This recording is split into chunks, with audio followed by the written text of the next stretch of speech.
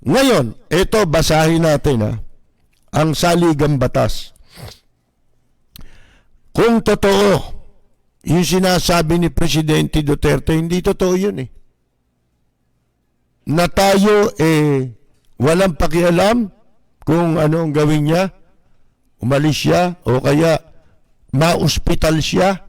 Hindi natin alam kung ano kalagayan ng kondisyon niya sapagkat tila hindi na nagpapangsyon ng gobyerno. Kaya kung ano-ano na lang ang sinasabi nitong mga tauhan niya. Iba-iba ang pinagsasasabi. Ngayon, alamin natin.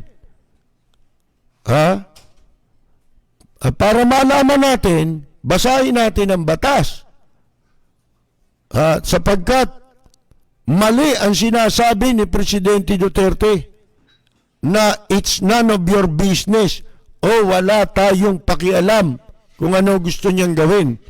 Kaya pumunta siya, kaya hindi, kaya anuman, lumayas man siya rito sa Pilipinas, wala raw tayong pakialam. Totoo ba yun? Ito, batas ang tanungin natin. Ang ating saligang batas. At aalamin natin, ano-ano ba ang pwedeng maging sanhi na ang presidente palitan ng vice president. Yan, Ngayon, ito. Totoo ba yung sinasabi ni Presidente Duterte na wala tayong pakialam? Ito, sasagutin tayo ng ating saligang batas. Sa ating pong saligang batas sa Article 11. Ang tawag po dito ay Accountability of Public Officers. Ano yan? O on the air? O di i-on the air natin. Sandali, mayroon tayong tawag sa telepono at masubok na rin natin itong ating dito kung ito'y mapapakinggan. Hello? Yes po. Yes, good evening po. Magandang gabi po. Sino po ba ito? Si Anton po, ito ng taytay ko. Nako, Anton, tsaka ka na tumawag at importante itong pinag-uusapan natin, ngayon, ito, ang sabi sa Article 11, Accountability of Public Officers. Pananagutan ng mga public officers. Section 1, Public office is a public trust. Public officers and employees must at all times, mga public officers. Ang presidente, public officers yan. Officer yan. At all times, be accountable to the people. Serve them with utmost responsibility, integrity, loyalty, and efficiency. Act with patriotism and justice and lead model lives. So mali siya. Sapagkat ang lahat ng public officer ay may pananagutan, dapat managot sa mamamayan. At meron pang sinasabi doon, act with patriotism. Yun ang wala siya. Kasi yung hindi niya pag-giit sa ating kasarinlan, mga kaibigan, hindi po yun act of patriotism. Ano tawag doon? Abay, ano yun treason yun pagtataksil yun sa bansa at mamamayan. Ito, sa section 2.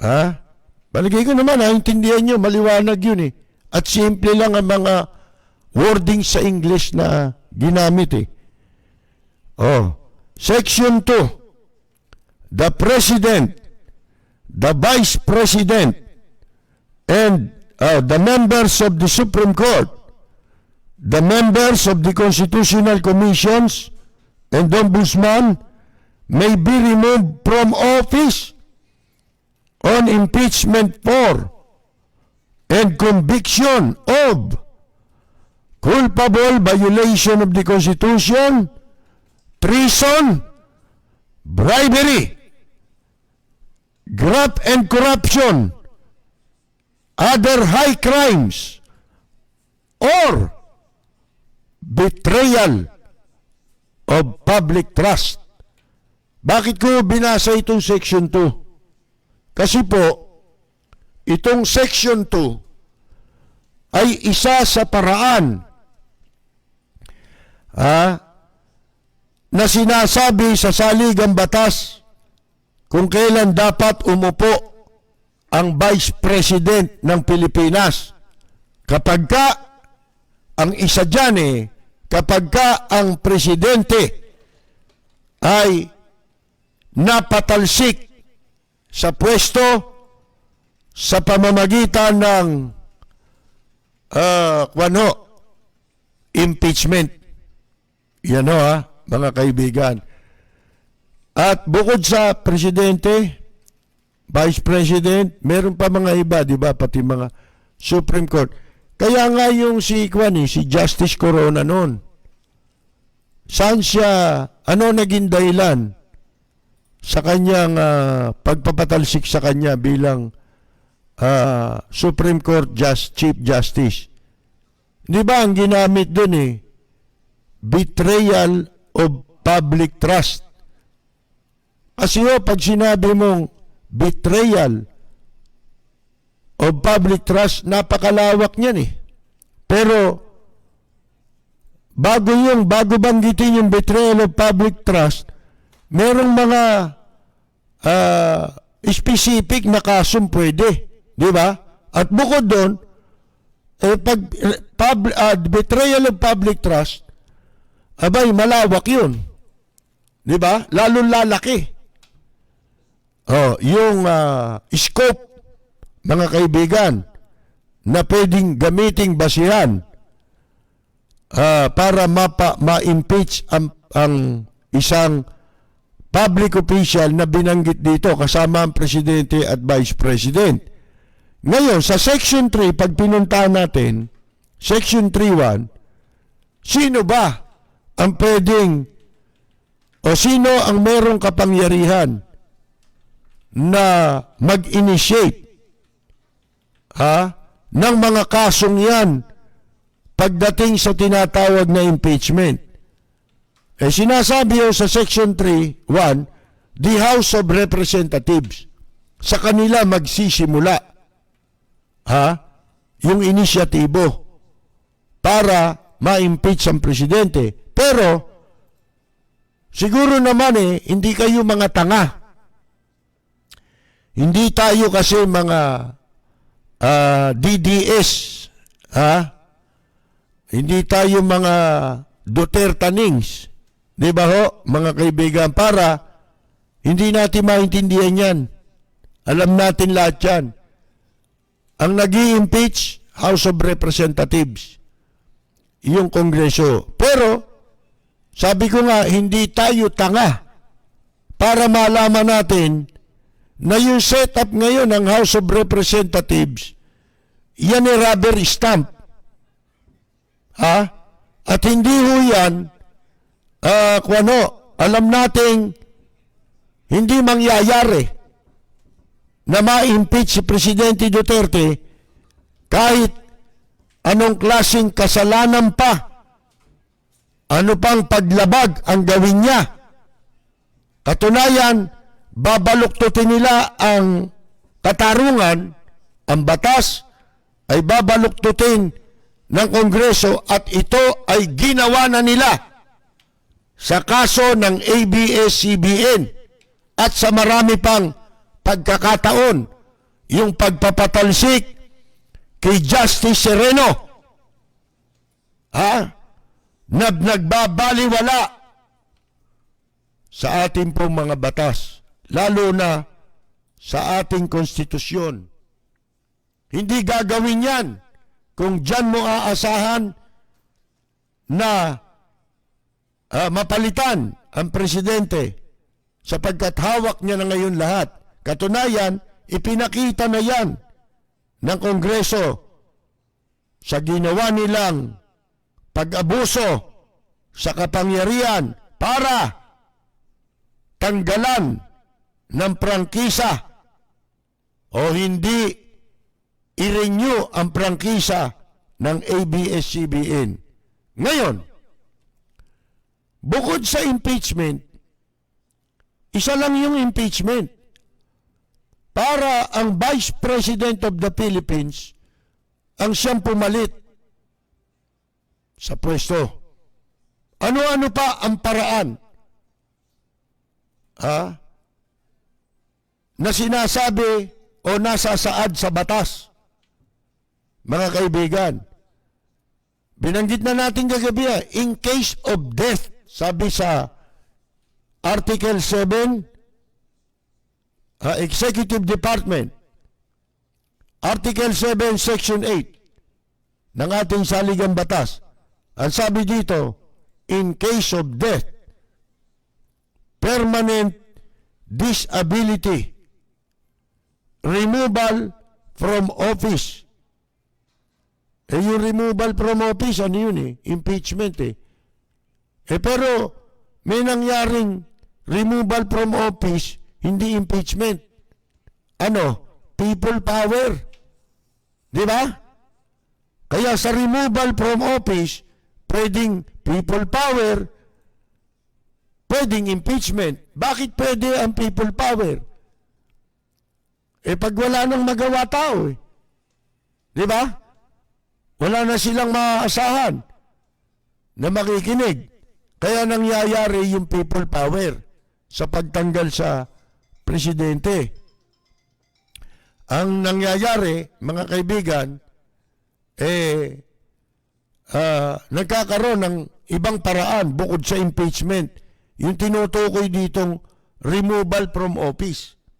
Or resignation. O bilangin natin death, permanent disability, 2, removal from office, pangatlo. Or resignation of the president. Yung resignation, alam natin hindi gagawin mga kaibigan Di ba? Kasi unang matatakot dyan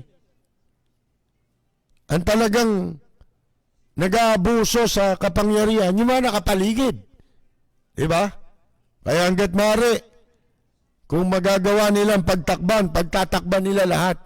Katulad ngayon, sabi ko nga sa inyo, yung pag-uulat sa kalagayan ng kalusugan ng presidente ng Pilipinas, yan hindi pwedeng ayaw man natin na magkasakit ang presidente o kaya masyadong hamakin natin yung mga may sakit kahit naman yung ibang may sakit Ang problema ito, may batas may tungkulin, may mandato ang mga opisyal sa pamahalaan para nila o inaatasan sila ng batas na kailangang malaman ng publiko, na ipaalam sa publiko ang tunay na estado o kalagayan tungkol sa kalusugan ngayon ng presidente, na yan ngayon ang ikinababahala ng marami sapagkat hindi po maganda na merong mangyari sa presidente ng Pilipinas. At kung may mangyari man sa presidente ng Pilipinas, kailangan ay merong mamuno. Kung ano yung nasasaad sa batas, dapat nating igalang yun. Ha? At karapatan ng mamamayan na iimbok yung batas na yan. Kung inaakala ng mamamayan na hindi na po nagpapangsyon ang isang pinuno ng bansa, pwede nating igiit yan. Bakit? Nasa batas eh. Sana kung ginigiit lang natin ito, o igigiit mo lang yan, dahil ayaw mo doon sa nakaupo. Ha? At ang gusto mo ay Vice President. That is beside the point. Kahit pa ganun lang ang gusto mo, ayaw mo sa Presidente, at ang gusto mo ay Vice President, walang pakialam yun. Sapagkat ang masusunod hindi yung gusto mo, kung hindi yung gusto ng batas. Yung batas ang dapat masunod. Ito sa Section 12. Binabanggit po dito, in case of serious illness of the President. Ha? Kung sakali, ha? Tama ba yun? In case of serious illness, merong seryosong karamdaman ang Pangulo, the public shall be informed of the state of his health. Naintindihan nyo ba? Meron tayong karapatan taliwas sa sinasabi ni Presidente Duterte na it's none of your business. Meron pang banggit yung isang ayudante niya. Ang sabi, makonsensya naman kayo. Ba, teka muna, yung konsensya, hiwalay natin muna dito sa sinasabi ng batas. Kasi walang nakalagay sa batas na konsensya. Ang sinasabi dito, kapag may malubhang karamdaman ang Presidente, ang publiko, o dapat ipagbigay alam ang estado ng kalusugan ng Presidente sa publiko. Mandate yan eh. Mga kaibigan hindi ito ayon lamang sa gusto ng kung sino-sino. Meron tayong batas at hindi rin totoo ang sinasabi ni Presidente Duterte na wala tayong pakialam. May pakialam tayo. Mga kaibigan, ano pa sabi rito sa Section 12? Karugtong, the members of the cabinet in charge of national security and foreign relations. Ibig sabihin and the Chief of Staff of the Armed Forces of the Philippines shall not be denied access to the President during such illness. Mga kaibigan, ang may tungkuling magpaalam niyan sa publiko ay itong mga miyembro ng gabinete na naatasan ng National Security and Foreign Relations, yung Chief of Staff ng Armed Forces, si Hermoene Sibdani yung National Security. Bata ni Gloria yan. Foreign Relations, ba si ano yan? Si boy finger na umiiyak na sa kanyang speech. Imbes na i-welcome yung OFW, yung speech niya tungkol sa kay Presidente Duterte, naiyak pa siya. Di ba? Pinagmamalaki niya raw, honor daw siya. Na siya'y nakapaglingkod sa pinakamagaling daw na presidente. Mga kaibigan. Ibig sabihin, shall not denied access to the president during such illness. Sila yung mga responsible na mag-divulge ng katotohanan sa likod ng tunay na kalagayan ng kalusugan ng Pangulo. Bagay na hanggang ngayon ay hindi pa nila ginagawa. Bakit natin sinasabi ito? Kasi po dun sa naunang binasa natin na Section 8 ng Executive Department, hindi ko na ituloy Kasi ang binabanggit natin muna ron, yung mga kadahilanan na ang Vice President ang papalit. Di ba? Ito, babasahin natin ang buo para maging maliwanag. In case of death, permanent disability, removal from office, or resignation of the President, ito na ho, the Vice President shall become the President to serve the unexpired term. Madalit sabi, meron pang kulang 2 taon.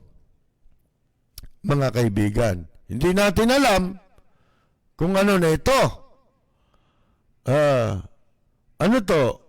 Yung bang sinasabing sila ay ito mga miyembro ng gabinete na nagkaka-COVID, kunyari. Ako'y nagdududa ng nagkaka-COVID yung mga yan.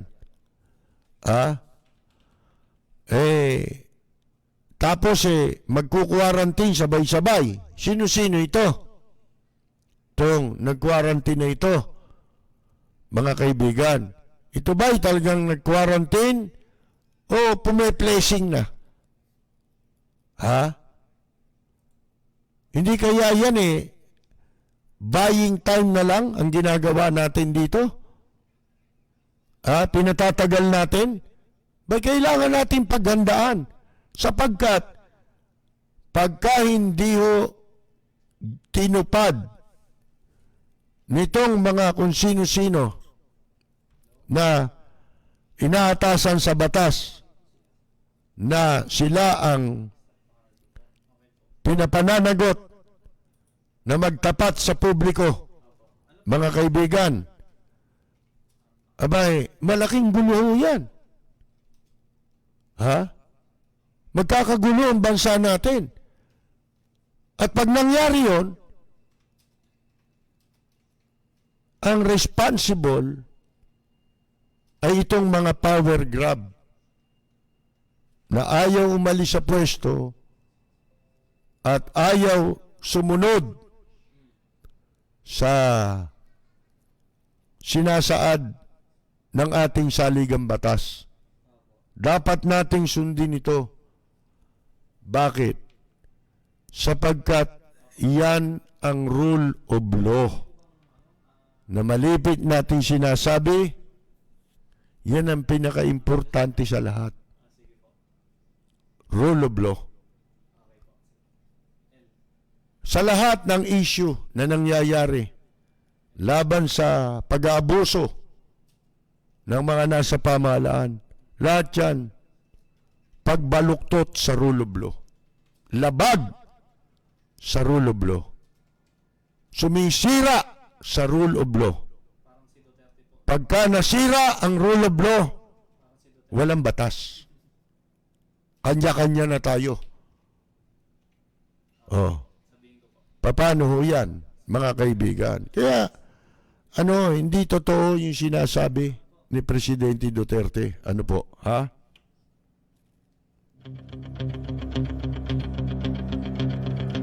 Walang preno kung bumatikos. Malalim at makatwirang komentaryo. Mag-ingat ang mga politikong gumagawa ng kalokohan at baka kayo ay tamaan ng Rapid Fire! Meron pa ho tayong babasahin dito na isang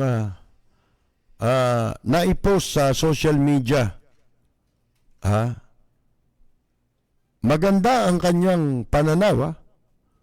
Ang pangalan nito, Vicente Romano III. Hindi ko alam kung sino ito. Meron nag-share sa atin. Ito'y tungkol doon sa pinag-uusapan ngayon kung si Presidente Duterte ba ay totoong may karamdaman at sinugod sa Singapore. At pati na yung mga paliwanag ng mga opisyal na Malacanang. Itong sinulat ni Vicente Romano III. It started with a rumor that a medical evacuation plane landed in Davao and then flew to Singapore last Saturday evening. Nagsimula niya ang rumor, chismis, na isang medical evacuation plane ang lumapag sa Davao at pagkatapos ay lumipad patungong Singapore noong Sabado ng gabi. The palace immediately denied that it was the president. Mabilis na pinabulaanan ng palasyo na si Presidente Duterte ang sakay nun. Today, sabi niya, Roque announces that Duterte is in perpetual isolation. Ngayon anyang araw, in-announce o ipinahayag ni Roque na si Duterte ay nasa perpetual isolation. Wala ho sa perpetual hospital, Sa perpetual isolation daw, na walang ibig sabihin. Inimbento ni Roque. This is laying, sabi, the groundwork for extended absence of Duterte from public view. Ayan na po. Lalong lumala. Ang sabi nito ito ay naglalatag ng mga yung groundwork para extend, para pahabain yung absence, yung hindi pagpapakita ni Duterte from public view. Ayan, mga kaibigan. Whatever it is, it can only mean that the president is no longer capable of discharging his duties. How can he if he's in isolation? Tama. Ano pa man yan, isa lang, nangangahulugan lamang na ang presidente hindi na, wala nang kakayahan na manungkulan, di ba? O gampanan ang kanyang tungkulin dahil sa sinasabing ni Roque na perpetual isolation. Paano yan? Kung siya ay nasa isolation.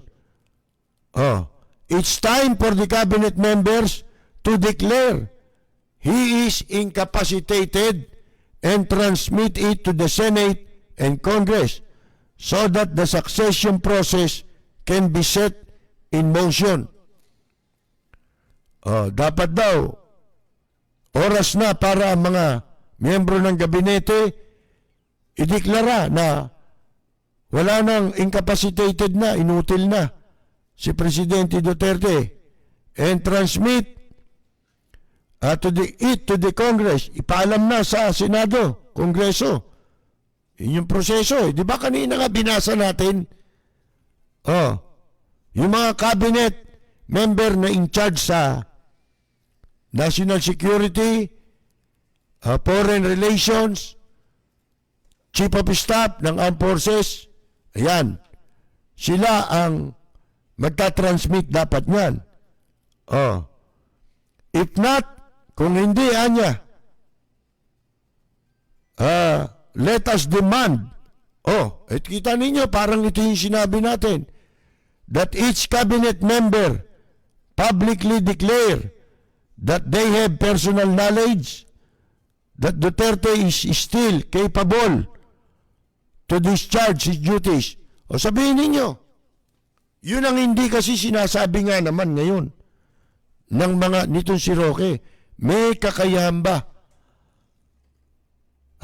Ang presidente nagampanan pa ang kanyang tungkulin. Gayong ikaw mismo ang nagsabi na siya ay nasa perpetual isolation. Tanong din natin kay Locsin, dahil siya yung nire-repair sa konstitusyon, in charge of foreign relations, na masasabi niyo ba na si Presidente Duterte, sabihin niyo sa publiko, na meron pang kakayahan na gampanan ng kanyang tungkulin? Yun yung sinasabi dito. Dapat igiit natin yan, tayong mga mamamayan. Sabi ko nga, karapatan natin yun. Nasa saligang batas yun, di ba binasa natin kanina? Entitled ang Pilipino, obligasyon na ipaalam ang tunay na kalagayan o estado ng kalusugan ng Pangulo sa publiko. Obligasyon nila yan. Ay alinsunod sa saligang batas. Ang sabi dito, this way, when the truth comes out, sa pamamagitan na niya nito, kapag lumabas na ang katotohanan, we can hold them accountable for conspiracy to violate the Constitution and defraud the people. Yan. Pag lumabas niya ang katotohanan ito, ang katotohanan, pwede natin silang panagutin sa pakikipagsabuat, sa pagsasabuatan na labagin ang saligang batas at linlangin ang publiko. Ganda na ang pagkakasulat. Simple. Madaling maunawaan. Hindi na niya kinokote ang exact words ng saligang batas, pero maiintindihan mo kung katulad nito na, binasa natin, napakinggan nyo, di ba? Sa kanya hindi na kailangan. Maliwanag kasi. Hindi ba? We should also demand full disclosure of the President's health. That too, sabi niya, dapat din nating igiit ang paglalabas tungkol sa kalusugan ng presidente. At yan din ay nasasaad sa saligang batas. May this time around, the Supreme Court will heed the plea of petitioners. Baka ito yung nagpetisyon na dininay ng Korte Suprema.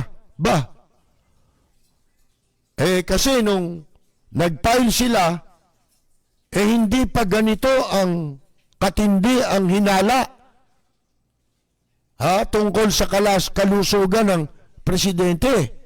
Iba nga naman ngayon. Iba na ngayon. Maging sa Korte Suprema, hindi na maitatago. Kasi yung mga video na pinakikita, sila pa nga nagpakita, pero kaduda-duda na yung itsura eh, di ba? Bloated na yung mata eh. Mga kaibigan eh. Kala ko nga nakipag-boxing kay Pacquiao eh. At groge. Dapat ang Supreme Court in a crisis as big as the one we're facing, sa krisis anya na sinlaki ng kinakaharap natin ngayon, we cannot afford to have a leader in absentia. Sa kinakaharap natin krisis nga ngayon, hindi pwedeng magkaroon tayo ng leader na lider-lideran lang, in absentia. Leader by title, tapos hindi natin nakikita. Mga kaibigan, invisible president. Di ba? Yun ang kahulugan nun eh. In absentia, the invisible president. Mga kaibigan, ang laki ng krisis na ating kinakaharap ngayon, mga kaibigan.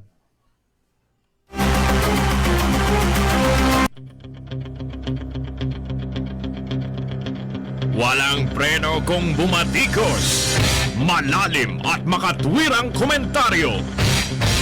Mag-ingat ang mga politikong gumagawa ng kalokohan at baka kayo ay tamaan ng Rapid Fire!